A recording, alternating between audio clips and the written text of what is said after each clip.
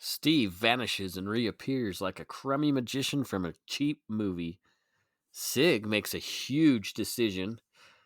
John Moses Browning speaks from the grave. Sorta. And it turns out Alec Baldwin's gun handling skills are even worse than his acting. And whatever else comes out of my mouth. Uh, Good evening, good morning, good day, whatever time it is when you happen to be listening to the show. I know it has been another foreverness. I'm sorry, work's just been crazy. I've had a hard time getting down to the desk and recording the show.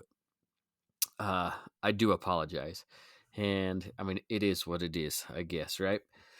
So, again, this is Range Minded Podcast. And I know it's again without Nick, and he's going to be frustrated with me. Um, we'll work it out. Like I said, I got a lot of things going. Trying to make things happen. It's just been super, super difficult. So let's just jump into a couple things that had popped up in my mind doing show prep tonight. Let's start with Sig. I was really surprised to hear this the other day, and maybe you will be too. So SHOT Show 2022 is, well, hopefully still happening. If you remember a few months back, was it September, the NRA was supposed to be doing the NRA show. I kind of figured it was going to get canceled before they announced it. If you don't know what's going on with the NRA right now, I'm not going to get into it. You know my feelings about the NRA. I'm really frustrated with the board. There were some rumors floating around that they secretly elected themselves in the same positions again. I don't know. I haven't confirmed that or not. Super frustrating. Anyway, back to SIG. So I don't know if you've noticed or not, but there's been a pandemic going on with a virus, I guess. Oddly enough, so SIG took a huge step. So that's where I was going. We're talking about SHOT Show. SHOT Show's coming up in January for 2022.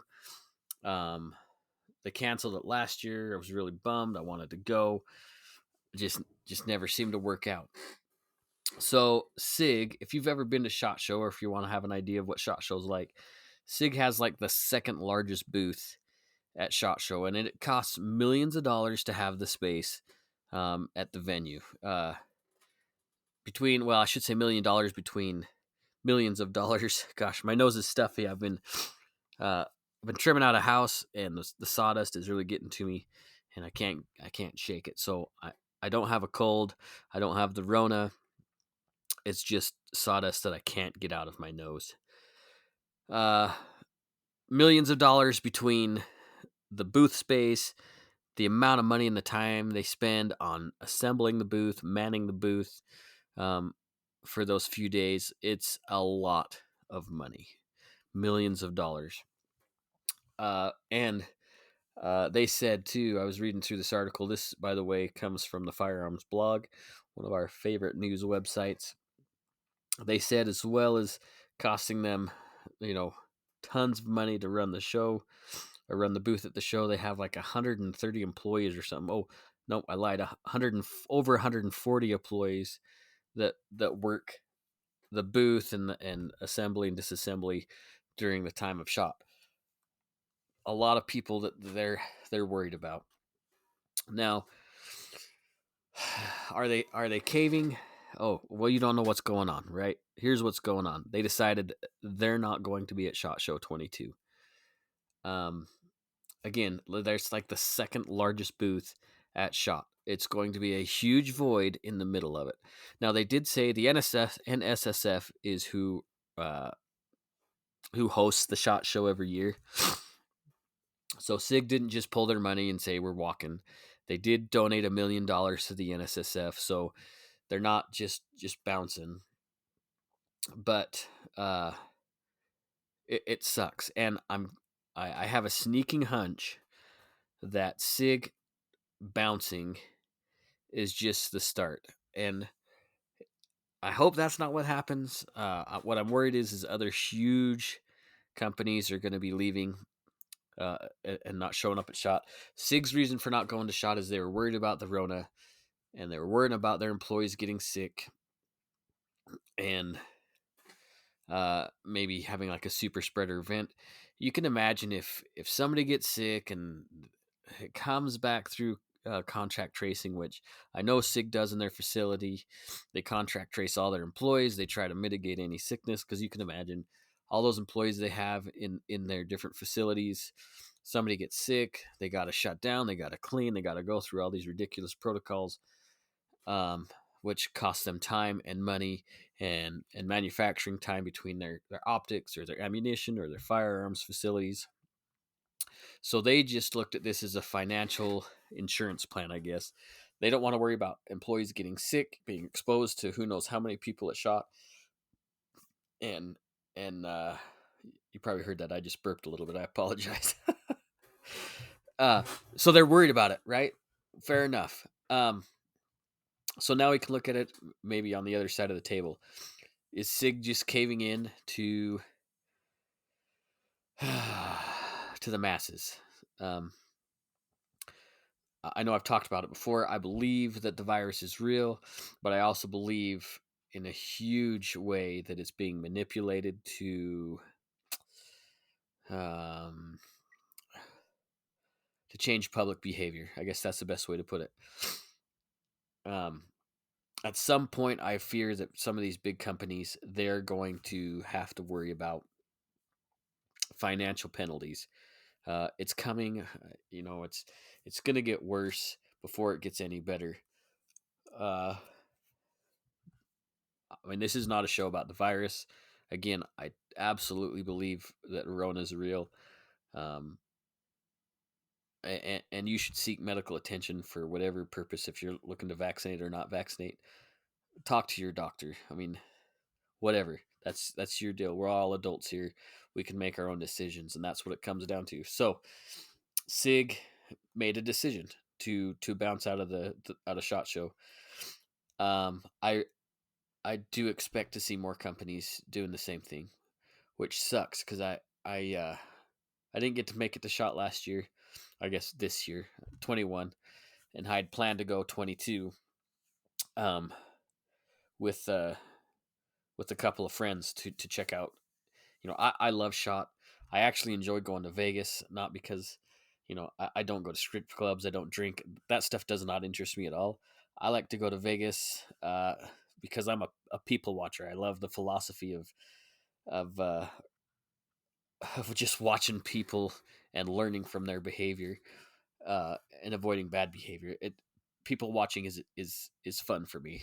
Um, but I don't gamble. I don't drink. I don't go to strip clubs. That kind of stuff. That just doesn't interest me. So I'd hoped on going. I love visiting with people at SHOT. I love networking. I have some stuff coming up. Hopefully that I know, and we've talked about apparel. I'm still working on that, but I have some other stuff that might be coming up in the mix. That it'd be beneficial for me to network with some of these folks at SHOT. So I was really hoping that that it would be carried out this year or 2022.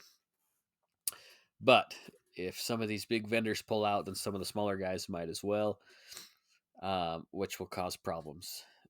So if the NSSF, if it has our ear here, or if we have their ear here, which I doubt, but if anybody has contact with the NSSF or whatever, please do not cancel. We want to go. We want to go. So kind of a disappointment with SIG. Um, but on the brighter spot, they're coming out with some cool stuff. Actually, let me pull it up here on the computer if I can. Boy, this is great audio, isn't it? Just great.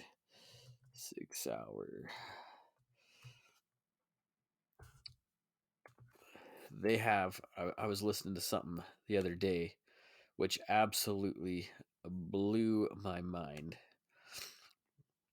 So they came out with a new rangefinder now. The Kilo has been one of the best rangefinders in my mind for quite a while, and I wonder if it even has this on their website. I know they introduced them, but they now have a rangefinder Gosh dang it, where is it? Uh, there it is.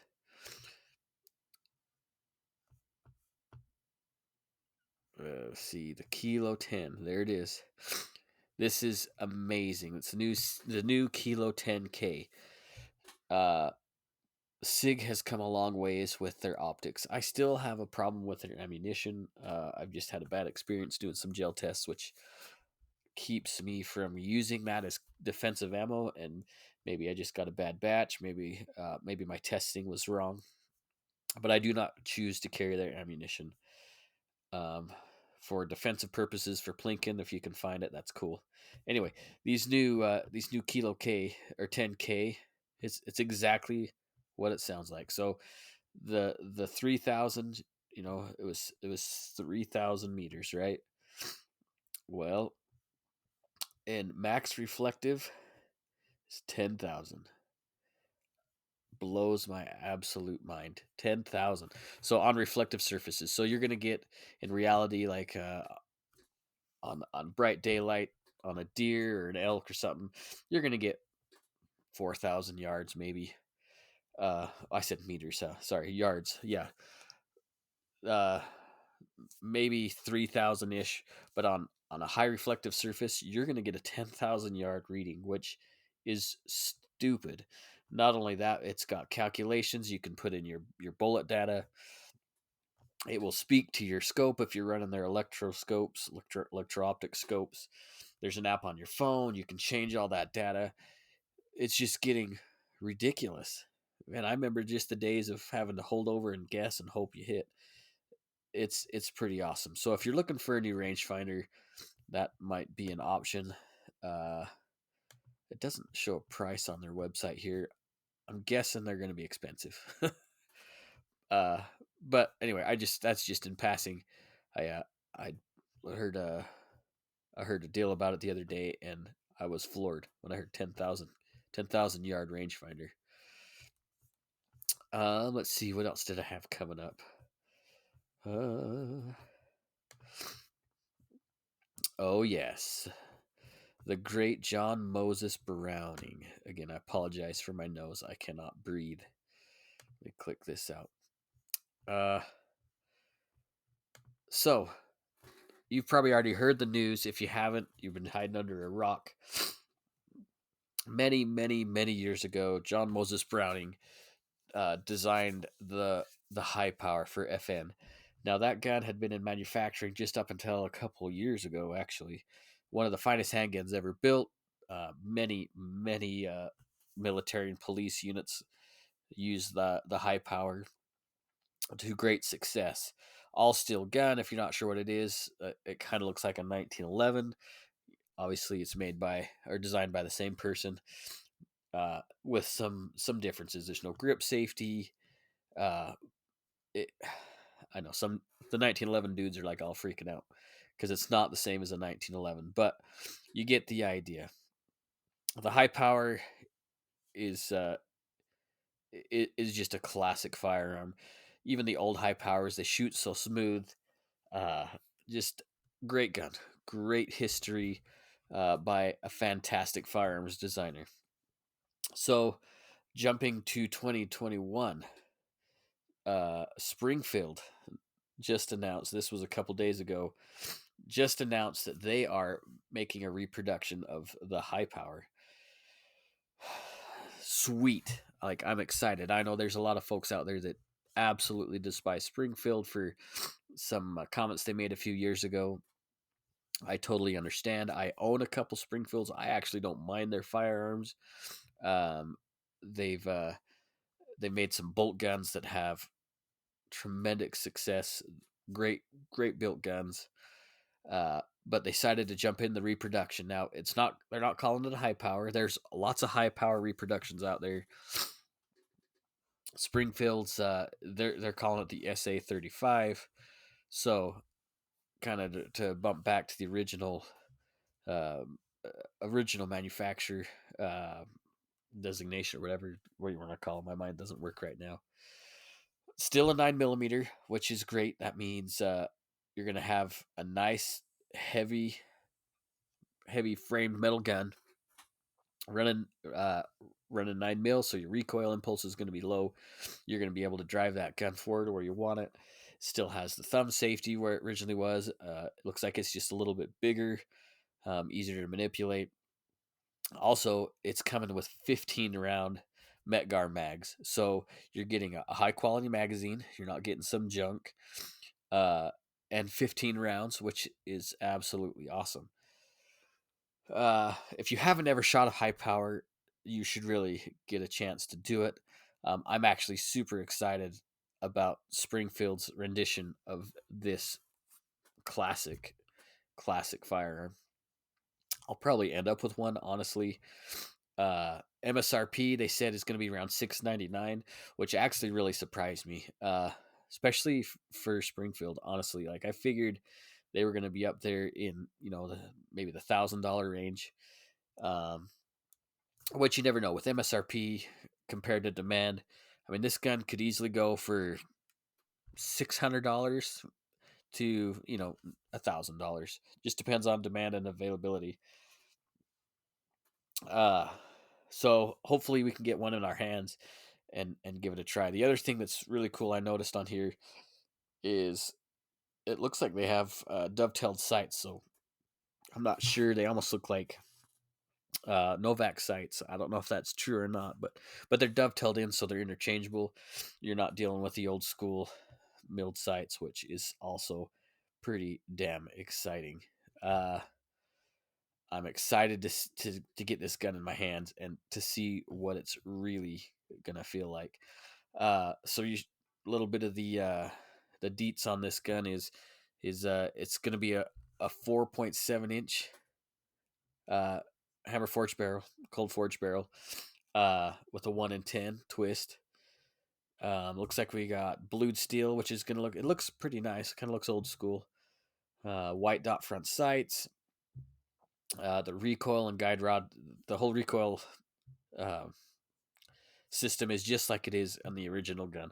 In fact, there's rumors out there that a lot of the original components from the old school Browning will fit on the Springfield, which I'm curious to really see. It's 31 ounces, 31 and a half ounces, almost 8 inches long, and just about 5 inches tall. So it's not a small gun; it's full frame gun. But anything that Browning designed just seems to fit perfectly in the hand. So it should be a Cadillac to shoot. I'm excited to get one of these in my hands. All right, next thing we had coming up here. So, uh, Alec Baldwin. Let's just jump on that real quick. So, let where do I want to go with this? First of all, let me say this: I I despise Alec Baldwin.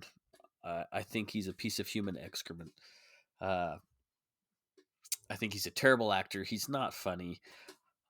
Okay, let me back up. In 30 Rock, he played that character well because I think that's who he really is. I think he's an egotistical sociopath, uh, a narcissist. I don't really care for the guy, but yeah, and I know you know the story. He was filming a show or a new a movie called Rust. Is a western. They're down in New Mexico filming this western. Um, he's given a quote unquote cold gun. They're running through the scene. He pulls the gun up, points it towards the camera, pulls the trigger. Boom! A live round goes off through the camera, killing the director of photography and injuring somebody else. I can't remember who it was behind the oh, looks like anyway, I don't know who it was, and I'm not looking through. I'm not spending time looking through to the report. Sad deal. Okay. Now let me preface this conversation with this: there's a woman who died in this situation. So, despite how I feel about Alec Baldwin, his political stance, his view on firearms, it's a tragedy that involves the death of another human being, somebody who was innocent that didn't need to die. So I really don't want to overshadow my opinions on this incident with the importance of somebody's life. It was a tragic accident. Um, I've I don't want to stand on a soapbox and say use it as an excuse to bag on Alec Baldwin. I think his actions and thoughts and quotes do enough to rag on him. He's good at that himself.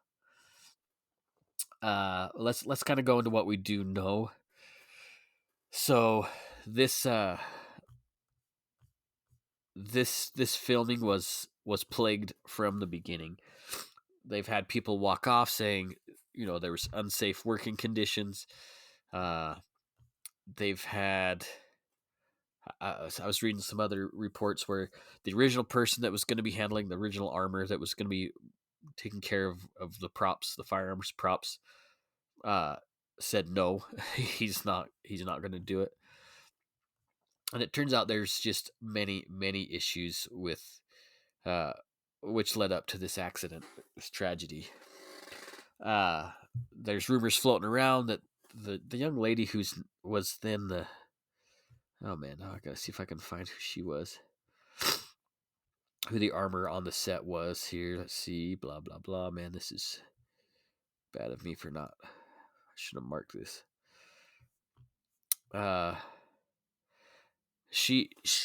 This young lady who actually was the armor. Her dad absolutely experienced in the Hollywood scene. He's been on many movies and TV shows. He's done it for years. So she had grown up around guns and Hollywood. But she's only 25 years old. And this is her second time that she's played armor for a production. There's rumors floating around, and the New Mexican, let's see, anyway, the authorities in New Mexico said that they're not substantiated, but there was rumors that she had gone target shooting, or Alec Baldwin had gone target shooting with that gun, screwing around, and then it just never got put away. The ammunition was never separated, or whatever. That's unsubstantiated at the moment. My guess is that's pretty accurate about what really happened. They said that going through the investigation, that they had pulled many rounds offset. We don't know if they were blanks or if they were live rounds, but there was a lot. So could have been they were shooting and just didn't pay attention and didn't put it away properly. I don't know.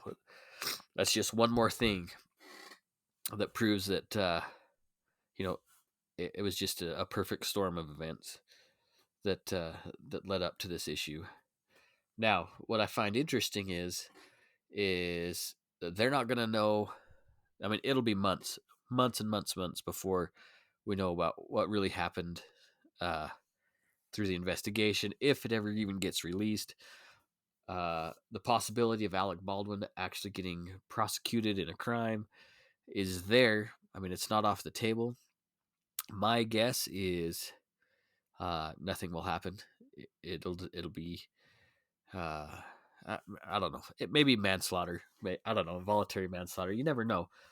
My guess is his attorneys and his financial contributions will be high enough that he won't have to worry about any serious penalties as far as prison time, which would be sad. Somebody needs to pay for their stupidity on this one. I'm sure that the young lady armor, she's done. She'll never work in Hollywood again, which, quite frankly, why was she even working in Hollywood to begin with? Obviously, the protocols were never set. So, let's see, what is it called? IIS, not Independence Indoor Shooting, but there's one of the Hollywood prop companies that takes care of firearms for a lot of movies, major movies. You can look them up. I can't remember that dude's name that runs it. I have never seen. I've watched a lot of stuff on there because this actually really interests me as being a gun guy for film and TV. That really intrigues me. I think that would kind of be a fun job. So I've watched a lot of things that they do. Uh, that guy is, oh man, I almost said a Nazi, which wouldn't be right because he's actually Jewish, so that probably wouldn't work out too well. But he is extremely strict, as you should be on set. What happened with Alec Baldwin proves that they know nothing about firearm safety. Uh, they've never sat through a basic handgun class. They've never sat through the Eddie Eagle program, obviously, uh, which blows my mind. Somebody who's supposedly grown up in the film industry handling firearms with her father, she should had protocols set out, um, with exactly what's going on. I mean, SOPs. I guarantee that the attorneys are combing through those SOPs if they had anything like that on set, and and I mean they will be held to those SOPs, whatever is written. So whatever they did or didn't do that was outside the SOP, they'll there should be, and I imagine there will be some repercussions on that. But I mean, come on, they talk about gun safety all the time, and how guns kill people and whatever. And Alec Baldwin actually made a tweet a few years ago about a cop accidentally shooting somebody, and he went on this big tweet about how it would feel to accidentally kill someone. Which, man, be careful what you write down on your socials because that will come back to bite you. And that tweet was resurrected and posted back to Alec Baldwin. So what else? I mean, what do you do? What do you do? It's like I said, it's a tragedy. It's super sad. Um, I don't know. I don't know what else to say about it. Uh, uh yeah, it sounds like too. I was just kind of glancing through. This is off Fox News. I was bouncing back between I think CNN and Fox News here. It looks like one of the other uh assistant director, this David Hall's guy. It looks like he was involved in another incident a few years ago where a black powder was primed and charged, no projectile, but apparently they had powder and everything, and it went off next to what looked like a boom operator or something, and made the dude deaf basically. Uh, it's crazy, absolutely crazy. So, like I said, he had some other crew members that bounced. They said they're not working on set. It's completely unsafe, and obviously, honestly, it must be a shit show, is what it sounds like. And I'm sure uh, Alex Alec Baldwin's personality had a lot to do with that as well. Yeah, this is from Fox News. Says there was enormous amount of bullets on the set, and we need to find out uh, what kinds they were. This is from one of the investigating attorneys. A warrant obtained by Fox News on Tuesday revealed that authorities collected ammunition and multiple firearms from the set amid their investigation. Though the inventory did not specify what type of ammunition was found. I'll be really curious too. I was thinking about this when I was reading this report or this story from Fox News. Uh, if ATF gets involved, I'd be really curious to see uh, how these firearms were procured and if they were procured legally. And I'm not saying they were bought on the black market. I mean, like all their paperwork was in order, and it was done correctly. Their A&D books were up to snuff. I mean, as a dealer, if your acquisition and disposition book is out of order or has some discrepancies, the ATF is extremely strict on that, which I understand because they don't want stuff to go missing. The other thing is, uh, on set, when it comes to firearms on set, in my understanding, like, cause I've never worked on a movie before, those guns are designed specifically to not take live ammunition, uh, ever. Like they just are not supposed to fit inside the chamber. Sometimes the barrels are blocked out. And now with CGI, they can do all sorts of crazy stuff. You don't even need the gun to actually function to have sounds and flashes or whatever. They can do that all post production, which I know is probably a little bit more expensive. But the life of this young lady was uh, probably worth post production uh, editing. I would think. Maybe not. Uh, like I said, it's sad. She was just a young woman, and it's pretty rough. We'll see. Like I kind of waited to jump on this bandwagon. Like I said, I don't like the idea of just dumping on Alec Baldwin. Uh, I just want to wait to see till the facts come out. Really, what went down. Hopefully, we get as much information as possible, make it a solid decision or judgment on what's going on. I don't like him. I think he's a piece of junk. But this is just awful. It's just an awful tragedy.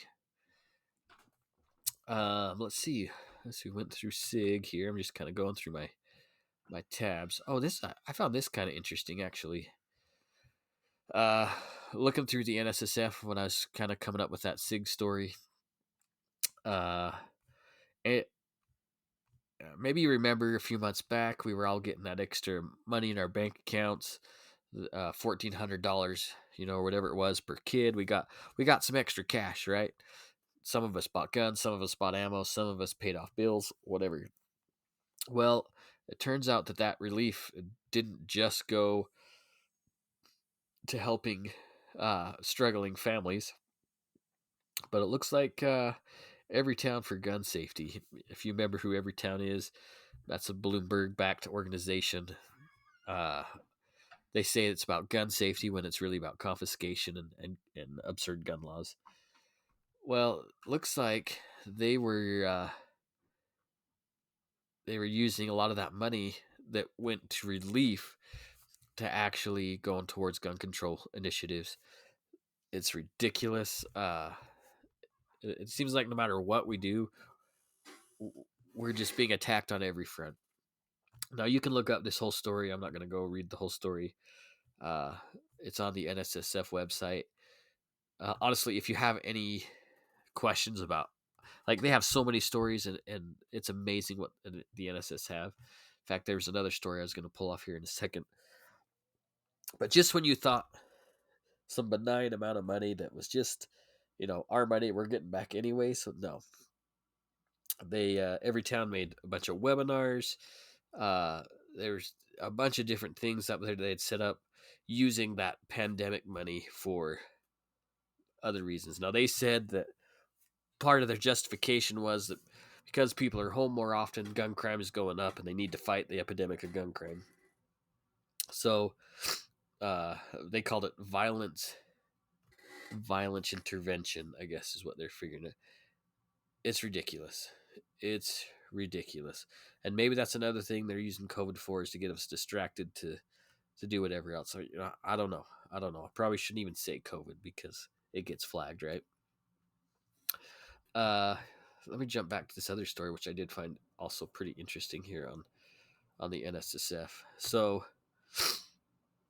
maybe you remember I guess it was a couple years ago now. JP Morgan Chase. I mean, one of the biggest banks in the United States. They hold $3 trillion is what they have on their books. Now, obviously, they finance lots of different businesses. A lot of money comes and goes from Chase, right? Well, if you remember back in 2019, they said that they're not going to do any business with, what do they call themselves? Low character clients is the term that the Chase used, and they consider anything involved with the firearms community as low character. So they figured they were a liability, and they weren't gonna mess with them. All right, fast forward to just a couple days ago. In Louisiana, the Attorney General Jeff Landry put the bank on notice. In fact, he wrote them a scathing letter about how he disagrees with Chase's perspective on not doing business with gun owners or gun businesses. Here's a quote from his letter. It says, "I do not believe that the state of Louisiana is best served by doing business with companies that attempt to profit from the state while denying the citizens the ability to exercise their constitutional rights, uh, which is awesome. So Louisiana, heck yeah, the Attorney General is putting them to task. I didn't read the entire letter. This is another great article on the NSSF's website. Awesome, awesome, and in fact, they go through some other states that are kind of doing the same thing. That they're just sick of it. They're sick of the banks telling them no. So this kind of even goes back all the way to Barack Obama when he did Operation Choke Point, I think it was called, where they started restricting banking to gun businesses, whether it be uh, uh, ranges, gun stores, whatever. They were restricting financial abilities for those companies, which is absolutely against the law. So frustrating. Of course, they're going to say, well, we're a private business. We can do what we want, right? Absolutely ridiculous. Let me close that window out. Let's see. What else did I have in here? Oh, this was kind of interesting. Uh, the other day, maybe you heard, maybe you didn't. So obviously, we're from Idaho. Uh, I was in Boise for a while. That's where the show started. Running the range over there, Independence Indoor Shooting. Well, Nick's still over there. The range is still over there, obviously. Uh, it turns out on, let's see, when was this? Anyway, the other day there was a shooting in the Boise Town Square Mall. I don't know all the details, obviously. They're still under investigation. Pretty interesting and unfortunate events that took place there, obviously.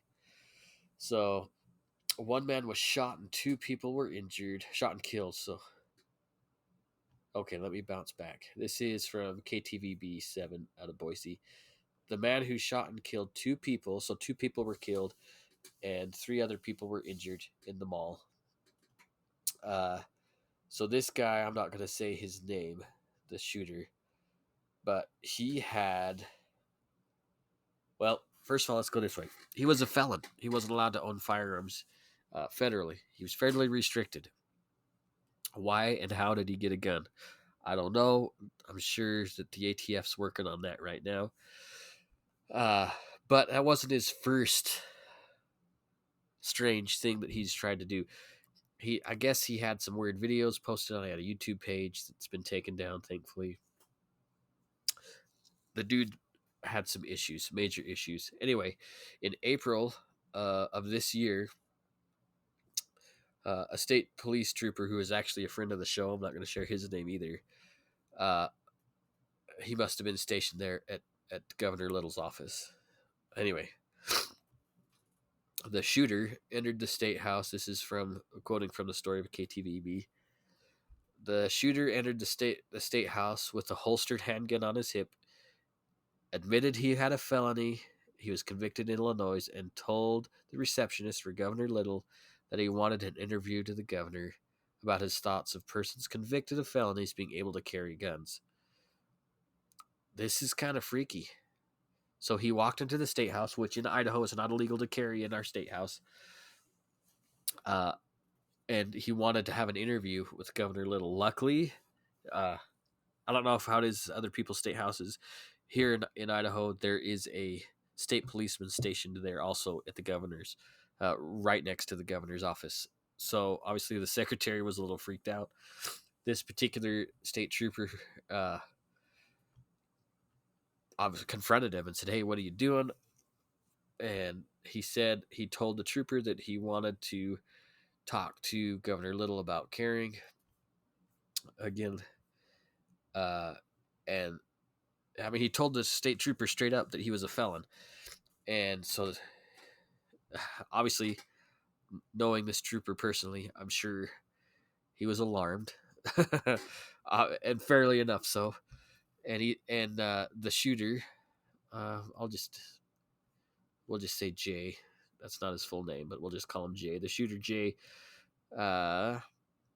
said under Idaho Code 18-310 that he could carry a firearm, even though he was supposedly restricted. So the state trooper calls the Idaho Attorney General's office.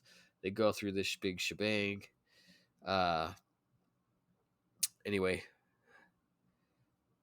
he was turned away, thankfully. I think what could have happened to him is much, much worse. This individual uh, has a rap sheet. The dude was a fruitcake. Obviously, anybody that's willing to take a life, there's some screws loose up top. So, uh, I was watching some stuff from Idaho Dispatch, who's another friend of the show, Greg Pruitt, who runs Idaho Dispatch. He had some pretty interesting reports and stories uh, on the mall shooting. You can look them up on Facebook or, yeah, that's usually where I find anyway, Instagram, Facebook, that kind of stuff. But he was actually posted outside of this individual's home, doing a story, and ATF and the FBI, they were all there doing stuff. The shooter has since died from his injuries. There's a part of me that kind of wishes he should have stayed around long enough to get convicted, but I guess all that stuff's getting taken care of on the other side. So interesting stuff. It's amazing how bold this individual really was to go into the state house as a felon, carrying a gun, and wanting an interview with Governor Little. We'll never know the extent of it. I'm sure we'll get a little bit more information in the weeks coming up once the investigation's complete by the authorities, whether it be FBI, ATF, or whoever it may be that's doing that investigation. So let's see, what else do I have on here? I think that is pretty much it. All right, so let me see. I gotta close some windows here. What else is going on in the life of Range Minded? I told you that we have some things. Well, at least I have some things coming up. Maybe I can talk about them here in the future. It's just going to make my life more and more busy. We'll see. We'll see. Some interesting ideas that are only in the thought process right now. Could be super beneficial for the show. It'll definitely be a different avenue for me. Maybe free some time up or make my life even more chaotic. Well, I don't know. Who knows? Anyway, if you have any questions, you can email me or email the show at rangeminded. Oh my gosh, I've lost my mind. It's been so long since I've had to do it. You can follow us on Facebook, on Instagram. You can find us anywhere. Podcast at iashooting.com is the email. There we go. Man, it's been so long since I've said that. I had a brain fart. Anyway, give us a like, give us a follow. Let us know how we're doing. I'm so sorry that it's been months since I've been able to record a show. It actually just eats me alive, knowing that I need to get a show done and other things keep getting in the way. It's kind of frustrating, but I mean, it's life. Remember, if you want to get out there and get some shooting done, there's still ammo available, even though it's a little harder to find. Ammo prices are only going to go up from here, I'm afraid, until people quit panic buying. They need to stop panic buying, quit freaking taking all the ammo, give us a chance to shoot. Excuse me. My goodness. Sorry for the poor auto. It is what it is. Anyways, thanks, guys. Be safe. You can also find Nick at HoffTechIndustries.com. Get a holster. They are the holster, the only holster ever used by any of us here at Range Minded.